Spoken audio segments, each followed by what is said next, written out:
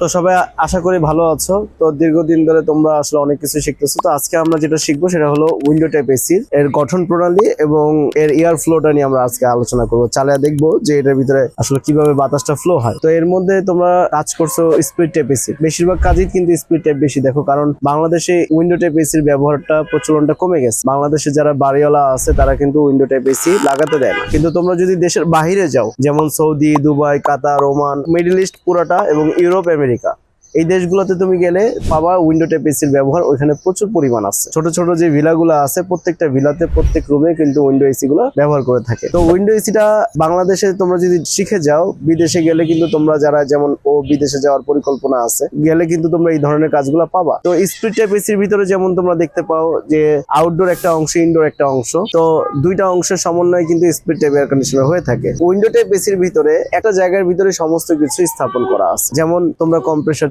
এই কম্প্রেসারটা কিন্তু এখানে আছে, কন্ডেন্সারটা এখানে আছে এবং ইভাপোরেটরটা এখানে আছে। এখানে এই একটা বক্সের ভিতরেই তোমার সবকিছু এখানে সেট আপ করা আছে। তো আজকে আমরা তোমাদেরকে এই বিষয়টা নিয়ে মূলত আলোচনা করা। তোমরা কিন্তু জানো যে কন্ডেন্সারের কাজটা কি, ইভাপোরেটরের কাজটা কি, তাই না? তাহলে এর কাজগুলো আলাদা। এবং এখানে একটা ব্লোয়ার ফ্যান মোটর আছে। সাধারণ ক্ষেত্রে কিন্তু আমরা দেখি স্প্লিট টাইপ এসির ভিতরে যে তোমার কি হয় যে আউটডোরে একটা ফ্যান মোটর থাকে, ইনডোরের ভিতরে একটা ফ্যান মোটর থাকে। কিন্তু উইন্ডো টাইপ এসির ভিতরে দেখো এখানে ভিতরে একটা ব্লোয়ার ফ্যান মোটর আছে, এই পাশে ব্লোয়ার, এখানে ফ্যান, এই দুইটার সমন্বয়ে ব্লোয়ার ফ্যান, আর এখানে হলো কি মোটর, ব্লোয়ার ফ্যান মোটর। ঠিক আছে, এই একটা মোটর দিয়ে দুই পাশে বাতাসটাকে সার্কুলেশন করে। তো আমরা আজকে যেটা দেখাবো তোমাদেরকে, আচ্ছা এখন দেখো আমরা একটা কাজ করি, এটা বসাও, খুব সতর্কতার সাথে বসাবা। ওকে, একটা পেপার নাও। এটা হলো তোমার কক্ষের ভিতরে থাকে এই অংশটুকু, জাস্ট এই অংশটুকু কক্ষের ভিতরে থাকে, আর এই অংশটুকু কক্ষের বাহিরে থাকে। এটা কিন্তু তোমার উইন্ডো টাইপ এসি। উইন্ডো মানে কি? জানালা। এর মানে জানালার মতো কেটে এই উইন্ডো টাইপ এসিটা বসানো। তো আমরা দেখো এই ইভাপোরেটর অংশ এখন ঠান্ডা আসতেছে না, কম্প্রেসারটা স্টার্ট হলেই ঠান্ডা আসবে। এখান থেকে বাতাসটা কি হয়, টানতেছে। আবার এই বাতাসটা টেনে এখান থেকে আবার এখানে বের করে। আমি একটু পরে দেখাবো তোমাদেরকে, এই যে দেখো বের করছে, তাই না?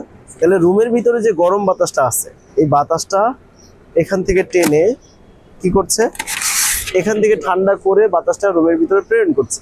তাহলে সেই একই বাতাস সার্কুলেশন করতেছে। কিন্তু আবার অপর পাশে কিন্তু যে কন্ডেন্সারটা আছে, এই কন্ডেন্সারটা কি করছে, উত্তপ্ত হয়, গরম হয়। এই গরম হলে এখানে যে ফ্যানটা আছে, এই পিছন থেকে প্রকৃতির যে বাতাসটা আছে, এই অংশটুকু বাইরে থাকে, প্রকৃতির যে বাতাসটা আছে, সাধারণ যে বাতাসটা আছে, সেই বাতাসটা এখান থেকে টানে। দেখো টানতেছে না, টানতেছে কিনা? আমরা ভিতরে ঢুকাবো না, ঢুকালে ভেঙে যেতে পারে, পাখাটা ভেঙে যেতে পারে, খুব সেন্সিটিভ পাখা।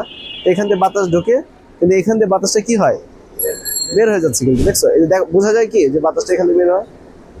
এইভাবে কি করে এয়ারটাকে সার্কুলেশন করে কক্ষের বাহিরে কি করবে, বাতাসটা বের করে দিবে। এর মানে নর্মাল বাতাসটা নিয়ে এই কন্ডেন্সারটাকে ঠান্ডা করে গরম বাতাসটাকে প্রকৃতির মধ্যে ছেড়ে দিবে। এইভাবে করে তোমার একটা উইন্ডো টাইপ এসি কন্টিনিউয়াসলি যখন কাজ করে, তখন এইভাবে তোমার এই পুরো কার্যক্রমটা চালু রাখে। এখন আমরা এটা একটু উপরে উঠাই।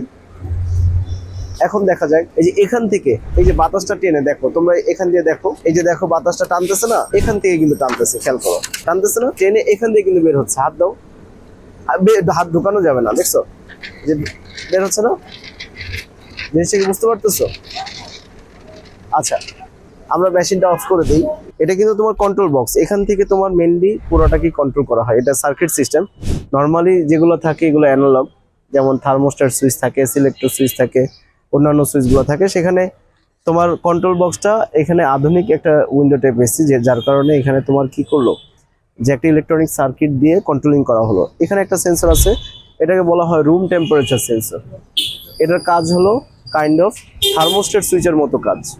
থার্মোস্ট্যাট সুইচ যেভাবে তোমার নির্দিষ্ট টেম্পারেচার আসার পরে কি করে, কম্প্রেসারকে বন্ধ করে দেয়, এই সেম কাজটা এই সেন্সরটা করে থাকে। এটার নাম কি, রুম টেম্পারেচার সেন্সর। আর এখানে একটা সেন্সর আছে যেটা হলো পাইপ টেম্পারেচার সেন্সর। এটার নাম কি, পাইপ টেম্পারেচার সেন্সর। এই সেন্সরটা তোমার কিন্তু স্প্লিট টাইপ এসিতেও আছে, দুইটা সেন্সরই কিন্তু আছে, একইভাবে কাজ করে। এটার কাজ হলো কি, এটাকে তোমার টেকনিশিয়ানরা অনেকে ভাইস সেন্সর বলে, অনেকে এটাকে তোমার আইস কাটার বলে, কিন্তু এটা সঠিক নাম হলো পাইপ টেম্পারেচার সেন্সর। আর এটাকে অনেকেই বলে থার্মোস্ট্যাট সেন্সর, কিন্তু এটার নাম হলো রুম টেম্পারেচার সেন্সর। আমরা সঠিকটাও জানলাম, লোকালটাও জানলাম, কোনো সমস্যা নাই। তো এই যে তোমার যে সেন্সরটা আছে, কোন সেন্সর এটা? Pipe temperature sensor. এটার কাজ হলো যদি ইভাপোরেটরে ময়লা আসলে বাতাস সার্কুলেশন না করতে পারলে আইস জমে যাবে। যদি আইস জমে যায় তাহলে এই আইসটাকে কাটানোর জন্য এই যে তোমার যে সেন্সরটা আছে, এই যখন সার্কিট বোর্ডের ভিতরে সিগন্যাল দিবে তখন কম্প্রেসারটাকে সে বন্ধ করে রাখবে। বন্ধ করে রাখলে আলটিমেটলি বরফ কি করবে? গলে যাবে। সিম্পল জিনিস। তাহলে এই সেন্সরটার কাজ আর এই সেন্সরটার কাজ বুঝতে পারছো না? আবার এখানে দেখো, এখানে একটা কিন্তু সুইং মোটর আছে। সুইং মোটর আছে কিনা? এই সুইং মোটরটার কাজ কি? এই এয়ারটাকে ফ্লো করা। এখানে সুইং ব্লেড আছে। তাহলে এখানে এটা তোমার চেপার মোটরও বলে, সুইং মোটরও বলে। তো এই মোটরটার কাজ হলো এই সুইং ব্লেডটাকে বা সুইং লোভার বলে, এগুলো কি করে?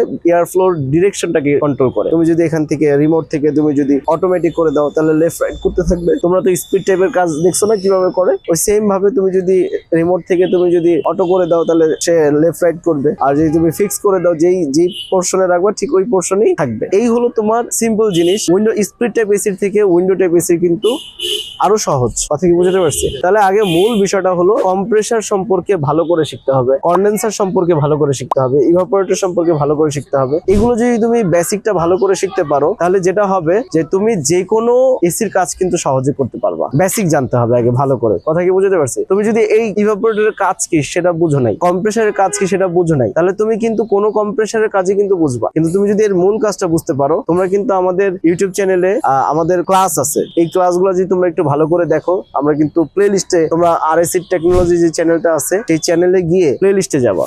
প্লে লিস্টে গেলে দেখবা যে কম্প্রেসারের একটা ক্লাসিক করা আছে, ওখানে 4টা ভিডিও আছে।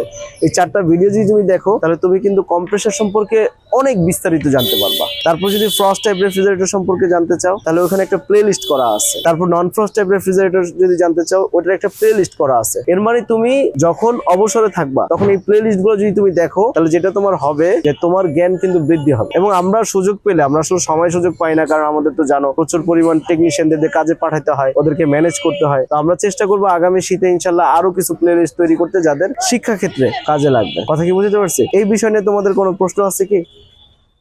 কোনো প্রশ্ন নেই? আচ্ছা, thank you.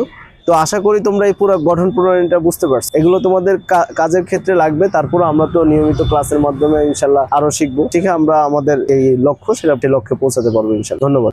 We are from